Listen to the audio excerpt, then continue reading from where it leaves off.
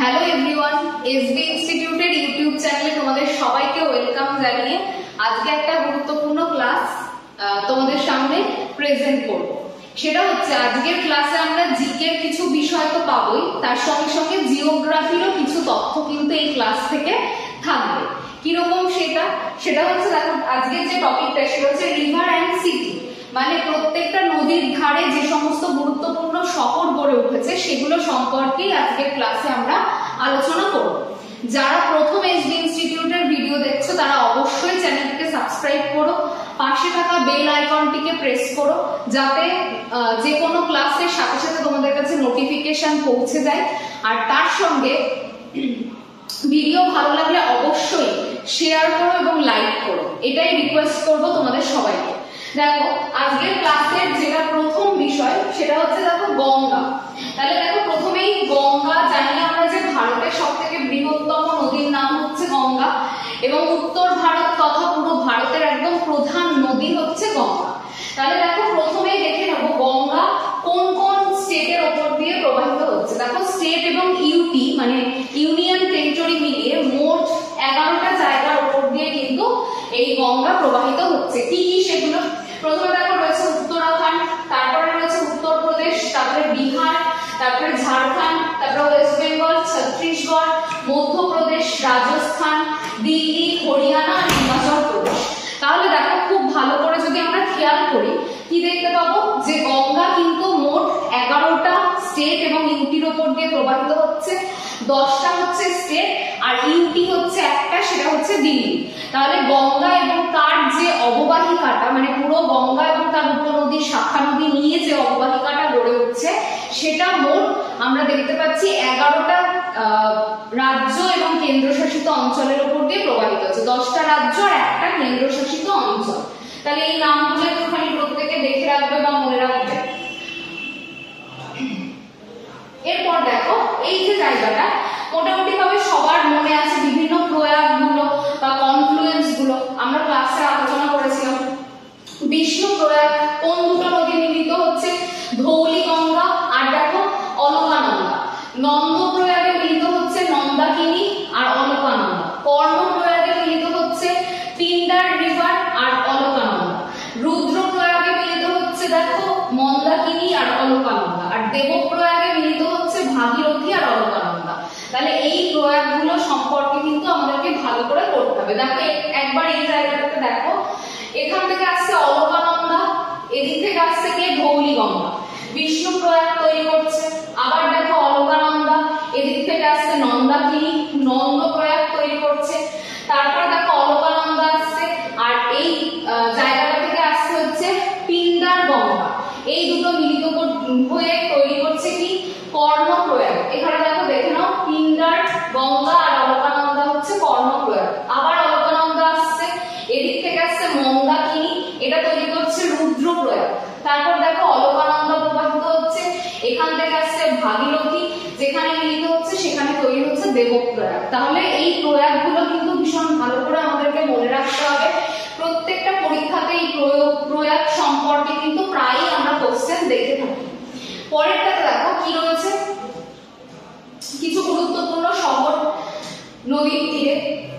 দেখো সবার প্রথমে দেখো অলকানন্দার তীরে রয়েছে বদ্রীনাথ, কোথায়? উত্তরাখণ্ডে। এখানে দেখো স্টেটের নাম লেখা। তারপরে দেখো গঙ্গার তীরে রয়েছে হরিদ্বার, এটাও উত্তরাখণ্ডে অবস্থিত। গঙ্গার তীরে রয়েছে ঋষিকেশ, এটাও উত্তরাখণ্ডে অবস্থিত। এবার চলে আসি উত্তরপ্রদেশ। গঙ্গার তীরে মির্জাপুর, গঙ্গার তীরে রয়েছে কনৌজ, গঙ্গার তীরে বারাণসী, গঙ্গার তীরে দেখো কানপুর, যমুনার তীরে দেখো ইটাওয়া। তারপর দেখো আবার যমুনার তীরে আগ্রা এবং যমুনার তীরে মথুরা। তাহলে এগুলো প্রত্যেকটাই কোন স্টেটে অবস্থিত? উত্তরপ্রদেশে। শুধু খেয়াল রাখবে ইটাওয়া, আগ্রা, মথুরা এগুলো প্রত্যেকটাই কিন্তু গঙ্গার প্রধান যে বা দীর্ঘতম যে উপনদী যমুনার তীরে অবস্থিত। এরপরেরটা দেখো খেয়াল করে রয়েছে কি, সেটা হচ্ছে উত্তরপ্রদেশ, এলাহাবাদ উত্তরপ্রদেশে। দেখো গঙ্গা, যমুনা, সরস্বতী এই তিনটের কনফ্লুয়েন্স যেখানে অবস্থিত সেখানে রয়েছে কিন্তু এলাহাবাদ শহর। তারপর দেখো সরজু নদীর তীরে রয়েছে অযোধ্যা, এটাও উত্তরপ্রদেশ। উত্তরপ্রদেশে। গোমতী নদীর তীরে রয়েছে জৌনপুর, এটাও উত্তরপ্রদেশে। তারপরে দেখো আবার গোমতীর তীরে রয়েছে লখনৌ, কেউ যেন ভুল করে লখনৌ লিখে দিও না গঙ্গার তীরে, এটা কিন্তু গোমতীর তীরে অবস্থিত। তারপরে দেখো রাপ্তি নদীর তীরে রয়েছে গোরক্ষপুর, এটাও কিন্তু উত্তরপ্রদেশে অবস্থিত। তাহলে এই কটা জায়গা কিন্তু খুব ভালো করে পড়বে। এখানে একটা রিভার সিস্টেমের মধ্যে দেখানো হয়েছে যে কোথায় কোথায়। এখানে দেখো কলকাতা, পাটনা, বারাণসী, এলাহাবাদ, কানপুর, হরিদ্বার, দেবপ্রয়াগ, ঋষিকেশ, এগুলো সব রয়েছে। তার মানে প্রত্যেকটা স্টেট এবং সেই শহরগুলো কোন নদীর তীরে সেগুলো একটুখানি পড়লে দেখবে অনেক জিকেতে কিন্তু তোমাদের হেল্প হবে। তাহলে সরজুটা কিন্তু খুব ইম্পর্টেন্ট। এই সরজু নদীর তীরে কি অবস্থিত? অযোধ্যা। আর আরো একটা লখনৌ, গোমতী নদীর তীরে কিন্তু লখনৌ অবস্থিত।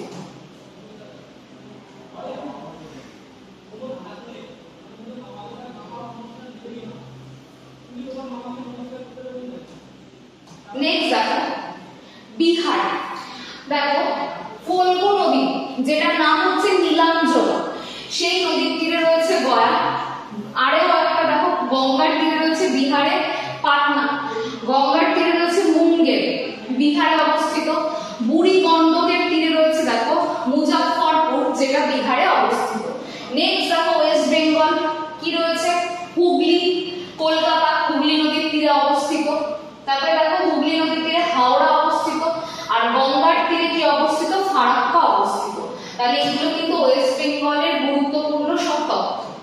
নেক্সট স্লাইডে দেখো কি রয়েছে, মধ্যপ্রদেশের দেখো কি রয়েছে, চম্বল নদীর তীরে রয়েছে হচ্ছে গোয়ালিয়র। তাহলে এটা খুব ভালো করে মনে রাখবে, চম্বল নদীর তীরে কোন শহর গড়ে উঠেছে? গোয়ালিয়র।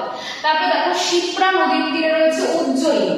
তাহলে উজ্জয়িনী বা উজ্জয়িন নদী শহরটি কার তীরে গড়ে উঠেছে? অবশ্যই মনে রাখবে কিন্তু শিপ্রা নদীর তীরে। তারপর দেখো রাজস্থানের কিছু গুরুত্বপূর্ণ শহর চম্বল নদীর তীরে রয়েছে কোটা। আবার দেখো চম্বলের তীরে কি দেখা যাচ্ছে? ধোলপুর। তাহলে এগুলো মনে রাখবে প্রত্যেকটাই। দিল্লি, দিল্লিতে কি রয়েছে? নিউ দিল্লি রয়েছে, দিল্লির রাজধানী নিউ দিল্লি।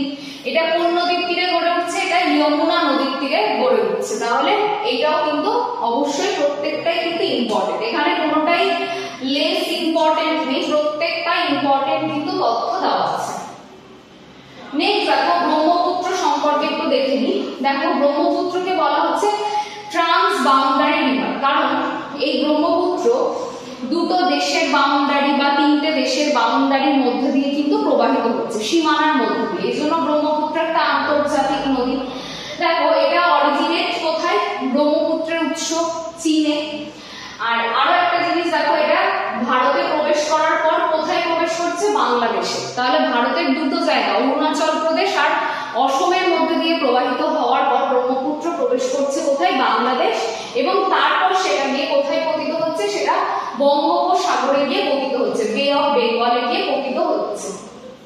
এই ব্রহ্মপুত্রের উপরে দেখো কিছু গুরুত্বপূর্ণ শহর রয়েছে, যেরকম ডিব্রুগড় ইম্পর্টেন্ট, তেজপুর ইম্পর্টেন্ট এবং গুয়াহাটি খুব ইম্পর্টেন্ট। এই তিনটে কিন্তু ভীষণভাবে ইম্পর্টেন্ট। দেখো ভারতের কোন কোন স্টেটের উপর দিয়ে প্রবাহিত হচ্ছে ব্রহ্মপুত্র? অরুণাচল প্রদেশ আর আসামের মধ্যে দিয়ে এটা প্রবাহিত হয়েছে। এবার দেখে নেবো কোন কোন শহর গড়ে উঠছে। দেখো শহরগুলো কি কি রয়েছে, প্রথমে খেয়াল করো ডিব্রুগড় কার তীরে? ব্রহ্মপুত্র। গুয়াহাটি ভীষণ ইম্পর্টেন্ট, ব্রহ্মপুত্রের তীরে। লখিমপুর কার তীরে? ব্রহ্মপুত্রের তীরে। সাদিয়া এটা কোন নদীর তীরে? লোহিত নদীর তীরে। তাহলে লোহিতটা শুধু ব্যতিক্রম, সাদিয়াটা লোহিত নদীর তীরে অবস্থিত। আর বাকি কিন্তু যেরকম ডিব্রুগড়, গুয়াহাটি, তেজপুর, এগুলো কিন্তু প্রত্যেকটাই ব্রহ্মপুত্রের তীরে অবস্থিত।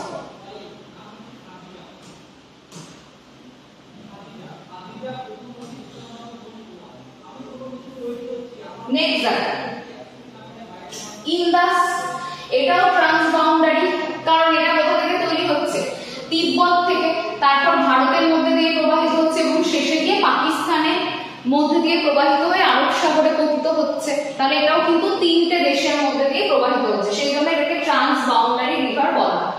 এবার কথা হচ্ছে কোন কোন স্টেটের উপর দিয়ে প্রবাহিত হচ্ছে? এক তো লাদাখ, দুই জম্মু এবং কাশ্মীর, তিন দেখো পাঞ্জাব, আর 4 হিমাচল প্রদেশ। এটা কিন্তু শুধু সিন্ধু না, সিন্ধুর সমস্ত উপনদী, শাখা নদী সবটা কিন্তু এই রাজ্যগুলোর উপর দিয়ে প্রবাহিত হচ্ছে। কি কি বললাম? লাদাখ, জম্মু কাশ্মীর, পাঞ্জাব আর হিমাচল প্রদেশ। তাহলে এটা কিন্তু খেয়াল রাখবে। এবার দেখো শহরগুলো কি কি রয়েছে। প্রথমেই খেয়াল করো, ইন্দাসের তীরে রয়েছে লেহ, কোথায় অবস্থিত? লাদাখে অবস্থিত। ঝেলাম নদীর তীরে রয়েছে শ্রীনগর, যেটা জম্মু ও কাশ্মীরে অবস্থিত। তারপর দেখো হিমাচল প্রদেশে বিয়াস, এর তীরে কি অবস্থিত? কুলু, ভীষণ গুরুত্বপূর্ণ একটা পর্যটন কেন্দ্র। আবার দেখো বিয়াসের তীরে রয়েছে মানালি, দেখবে অনেকেই কুলু মানালিতে যায়, যেটা হিমাচল প্রদেশে অবস্থিত। দুটোই কিন্তু কোন নদীর তীরে? বিয়াস নদীর তীরে অবস্থিত। পাঞ্জাবে দেখো শতদ্রু বা সতলেজ, এর তীরে কি? লুধিয়ানা অবস্থিত। পাঞ্জাবের বিখ্যাত একটা জায়গা লুধিয়ানা, সেটা শতদ্রু বা সতলেজ রিভারের তীরে অবস্থিত। এরপর দেখো মহানন্দা, এটা আবার চলে এলো দক্ষিণ ভারতের নদী। তাহলে খেয়াল করো, মহানন্দা যদি আমরা দেখতে পাই, দেখি তাহলে কোন কোন রাজ্যের উপর দিয়ে প্রবাহিত হয়েছে? ছত্তিশগড় আর ওড়িশা, সব থেকে বেশি প্রবাহিত হয়েছে ওড়িশার মধ্যে দিয়ে। এবার এই যে মহানন্দা, তাহলে কি বলবে? মহানন্দার তীরে কোন শহর? উড়িষ্যাতে কটক গড়ে উঠেছে। আবার দেখো মহানন্দার তীরে ছত্তিশগড়ের রায়পুর গড়ে উঠেছে। তাহলে এই রায়পুরটাও মনে রাখবে, ছত্তিশগড়ের রাজধানী। এই ছত্তিশগড়ের রায়পুর এবং ওড়িশার কটক এই মহানন্দার তীরে গড়ে উঠেছে। দেখো এখানে রয়েছে কটক আর এখানে সম্বলপুর, দুটোই কোথায়? ওড়িশাতে। আর রায়পুর এখানে গড়ে উঠেছে, আর এখানে ধামতারি রয়েছে ছত্তিশগড়। নেক্সট দেখো কি রয়েছে? গোদাবরী, যেটা দক্ষিণ ভারতের কি দীর্ঘতম নদী। কোন কোন রাজ্যের উপর দিয়ে? মহারাষ্ট্র, তেলেঙ্গানা, অন্ধ্রপ্রদেশ, এই রাজ্যগুলোর উপর দিয়ে প্রবাহিত হচ্ছে। প্রথমে দেখো গোদাবরীর তীরে মহারাষ্ট্রে কি গড়ে উঠেছে? নাসিক, যেখান থেকে গোদাবরীর উৎস। ত্রিম্বকেশ্বর শৃঙ্গ, সেটা কোথায়? মহারাষ্ট্রের নাসিকে অবস্থিত। তেলেঙ্গানাতে দেখো গোদাবরীর তেলেঙ্গানাতে রামাগুন্ডাম, এটাও ইম্পর্টেন্ট। অন্ধ্রপ্রদেশে দেখো, অন্ধ্রপ্রদেশে গোদাবরীর তীরে রাজামুন্দ্রি গড়ে উঠেছে। তাহলে এইগুলো কিন্তু খুব ইম্পর্টেন্ট একটা জায়গা। রাজামুন্দ্রি কোন নদীর তীরে? গোদাবরীর তীরে। আবার দেখো রামাগুন্ডাম যেটা, সেটাও কার তীরে? গোদাবরী নদীর তীরে অবস্থিত। আর এখানে দেখো একটুখানি, এখানে একটা ম্যাপের মাধ্যমে দেখানো হয়েছে, খেয়াল করো। বাসার, তারপরে দেখো ভালো করে খেয়াল করো যে নাসিক এখানে অবস্থিত, আর ত্রিম্বকেশ্বর যেখান থেকে গোদাবরীর উৎসস্থল, সেটাও কিন্তু রয়েছে। নেক্সট দেখো কি রয়েছে এখানে? কৃষ্ণা রয়েছে। কৃষ্ণা কোন কোন রাজ্যের উপর দিয়ে প্রবাহিত হচ্ছে? মহারাষ্ট্র, কর্ণাটক, তেলেঙ্গানা আর অন্ধ্রপ্রদেশের উপর দিয়ে প্রবাহিত হচ্ছে। এটা হচ্ছে কৃষ্ণা রিভারের বেসিনটা। এবার খেয়াল করো, এই যে কৃষ্ণা রিভার বেসিন যেটা, সেখানে কোন কোন শহর গড়ে উঠছে? কৃষ্ণার তীরে মহারাষ্ট্রে কি রয়েছে? মহাবালেশ্বর রয়েছে। কর্ণাটকে কি রয়েছে? দেখো কৃষ্ণা এবং তুঙ্গভদ্রার তীরে রয়েছে কিন্তু রায়চুর। তারপর দেখো তুঙ্গভদ্রার তীরে রয়েছে হাম্পি, যেটা কর্ণাটকে অবস্থিত। বাকি সব অন্ধ্রপ্রদেশে দেখো কৃষ্ণার তীরে রয়েছে কি? বিজয়ওয়াড়া, তারপরে দেখো মছলিপত্তনম, গুন্টুর, অমরাবতী, যেটা অন্ধ্রপ্রদেশের রাজধানী। কোথায়? কৃষ্ণার তীরে। শ্রীশৈলম কৃষ্ণার তীরে। আর তুঙ্গভদ্রাতে রয়েছে কি? পূর্ণমী, এটা হচ্ছে তুঙ্গভদ্রা নদীর তীরে অবস্থিত। তাহলে এই নামগুলো পড়তে হবে এবং মনে রাখতে হবে। কয়েকবার প্র্যাকটিস করলে দেখবে এমনি মনে থাকছে। এটা হচ্ছে কৃষ্ণা রিভারের বেসিনটা। মহাবালেশ্বর, তারপরে দেখো এখানটায় রয়েছে অমরাবতী, অন্ধ্রপ্রদেশের রাজধানী যেটা, সেগুলো। নেক্সট দেখো পরের যে পার্টটা, সেটা হচ্ছে কাবেরী নদী। দেখো কাবেরী নদী কোন কোন রাজ্যের উপর দিয়ে প্রবাহিত হচ্ছে? কর্ণাটক আর কি? তামিলনাড়ু। কর্ণাটকের মধ্যে কাবেরীর তীরে কি রয়েছে? মাইসোর। আর কাবেরী দেখো শ্রীরঙ্গপত্তনম। তাহলে এই দুটো কিন্তু কাবেরীর তীরে গড়ে উঠেছে। শ্রীরঙ্গপত্তনম আর মাইসোর দুটোই কিন্তু কর্ণাটকে অবস্থিত। এরপর দেখো তামিলনাড়ু, এখানে কি রয়েছে? তিরুচিরাপল্লী, এটা কাবেরীর তীরে। তাঞ্জাভুর, এটাও কাবেরীর তীরে অবস্থিত। তাঞ্জাভুর কিন্তু দক্ষিণ ভারতের শস্য ভান্ডার রূপে পরিচিত, কারণ এখানে বছরে দুবার বৃষ্টিপাত হয়। আর এখানে দেখো কাবেরীর এই যে বেসিনটা, তাঞ্জাভুর এখানে অবস্থিত, এই যে এখানে তাঞ্জাভুরের লোকেশন এটা। তারপরে দেখো তিরুচিরাপল্লী, তারপরে দেখো শ্রীরঙ্গপত্তনম, এইগুলো আর কি তাল কাবেরী থেকে উৎপত্তি লাভ করছে।